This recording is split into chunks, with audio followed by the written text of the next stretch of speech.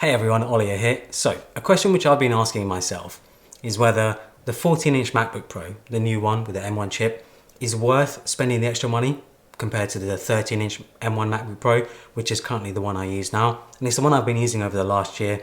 It's been a great machine, but when you look at the base models and you look at what you get for the money for each of these models, the 14-inch MacBook Pro actually seems really good value for money. And short answer of this video is, which one should you choose if you have the money? Probably the 14-inch, but we'll go into why in this video. Okay, so I have a lot of specs and stuff that I want to go through. Makes it easy just to read it off the laptop, right? So if we actually look at the pricing and what we get for each of these models, the 13-inch MacBook Pro starts at $1299, and for $1299, you get 8 gigabytes of RAM, 256 gigabytes of storage. The 14-inch MacBook Pro starts at $1999, and for that you get 16 gigabytes of RAM and 512 gigabytes of SSD storage. But when you actually start spec matching, upgrading the RAM and the SSD to match on both models, if we upgrade the 13-inch MacBook Pro to match the 16 gigabytes of RAM and the 512 gigabytes of storage, it actually comes up to $1699. And then we also have to look at the screen. So the 13-inch model comes with obviously a 13-inch screen, LCD screen, and the max brightness is 500 nits. The 14-inch model comes with what is essentially a Pro Display XDR. I have a Pro Display XDR over there. I use it every day. And I'd argue the 14-inch model actually has a better display than the Pro Display XDR, mainly because of ProMotion. Getting that 120 Hertz is really, really nice. And it also has a max brightness of 1600 nits, which is pretty incredible. But that's obviously only available when you're watching HDR content. And then we also have to take into consideration the ports. We have a MagSafe charger port, we have an extra Thunderbolt port, we have HDMI port and an SD card reader. So if we look at it as a whole package, the pricing, the sort of value you get out of the 14-inch MacBook Pro, it kind of makes the 13-inch MacBook Pro seem quite expensive for what it is. Even though obviously they're both expensive for what they are, it really does make the 14-inch model very compelling. And that's before we even get into the M1 Pro chip that comes with the 14-inch model. On the 13-inch model, you're only limited to the M1 chip. In my unboxing video, I mentioned that I would recommend upgrading from the 8-core to the 10-core CPU because it didn't really seem worth it for the 8-core CPU. I was wrong. I hold my hands up, I was definitely wrong there, because I realized that the M1 Pro has 6 performance cores and 2 efficiency cores compared to the standard M1, which only has 4 performance cores and 4 efficiency cores. We also have to look at the GPU. The standard M1 only comes with an 8-core GPU, and the M1 Pro comes with a 14-core GPU. The M1 Pro also has a media engine, which can help with compressed and high data rate videos. And as far as I can tell when looking at Apple's website, I can't find anything about if the standard M1 chip has something similar. All I do know is that the standard M1 chip is great at playing H.265 footage, which is actually what I shoot a lot of my videos in. And yeah, it just makes it so much easier being able to view that footage and not drop any frames in just a Finder, QuickTime, and Final Cut Pro. So let's take a look at some benchmarks and some stress tests. So if we look at the Geekbench CPU test, my M1 came out at 1742 for single core and 7630 for multi-core. And then the M1 Pro came out at 1766 for single core and then 9889 for multi-core.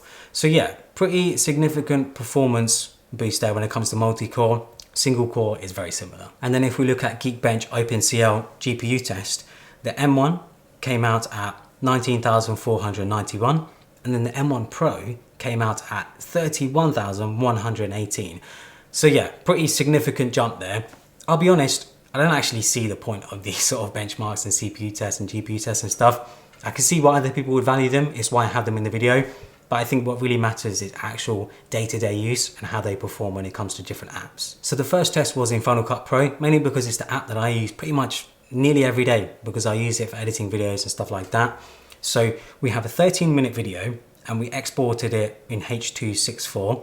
It's a 4K 422 10-bit video with a mix of 24 FPS and 120 FPS footage in a 4K timeline with a mix of effects and LUTs. It's actually my iPhone 13 Pro review, which I've already uploaded in the channel. So I've basically just taken that project and re-rendered it on both of these machines and just seen how quickly they render the actual video itself. So M1 came out at 7 minutes and 35 seconds, and then the M1 Pro came out at 5 minutes and 55 seconds. So as you can see, that's actually a pretty significant jump in rendering times, and obviously as projects get bigger, because this is only a 13-minute video, if you had a half an hour video or an hour long video, obviously with the scaling, it would perform and render much quicker than the M1 would. Next up, we had DaVinci Resolve. So in that, I had a 14-minute video, again with a mix of 24 FPS and 120 FPS footage in a 4K timeline. I do want to say as well, in both Final Cut Pro and DaVinci Resolve, I could watch the footage playback in 4K, no problem. But yeah, when it comes to actually rendering it out, I also forgot to say, I have 2 color nodes on each clip as well. So a color correction and a LUT. The M1 rendered the video in 11 minutes and 38 seconds, but the M1 Pro rendered it in 6 minutes and 36 seconds. So nearly half the time.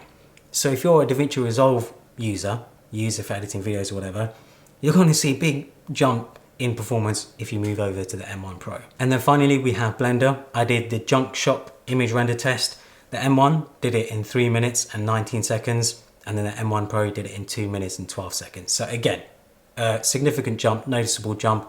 And as you do more complex stuff, obviously with the scaling and stuff, it will just perform much quicker. Now I get it, you know, these are mainly video and sort of creative benchmarks, but it's because I use them day to day. It's the apps that I use, it's what makes most sense for my workflow. It's what I was interested in. And because they do take up a lot of CPU and GPU sort of performance, yeah, it's just what made the most sense for me.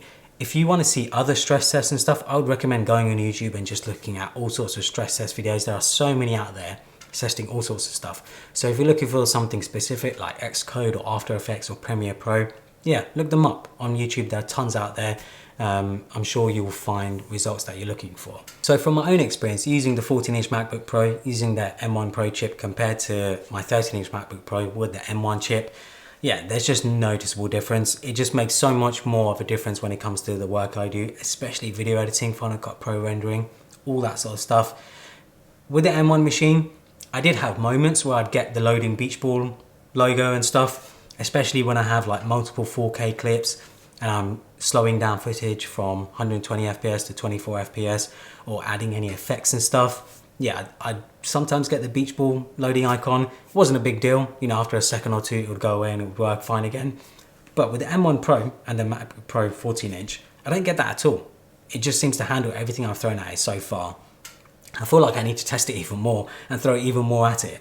But with my workflow and everything that I do, yeah, it just seems to handle it fine. It's not just Final Cut Pro though, you know, just everyday stuff, whether it be editing photos in Lightroom, zipping around the UI, everything feels faster, everything feels smoother. But that might also be because of that ProMotion display. I think it gives the illusion that everything is smoother and quicker. But you know, having that ProMotion display, it is really beautiful. It looks so good, and it's a big, big jump from the 13-inch MacBook Pro. For $19.99, you're actually getting quite good value for money compared to the 13-inch MacBook Pro.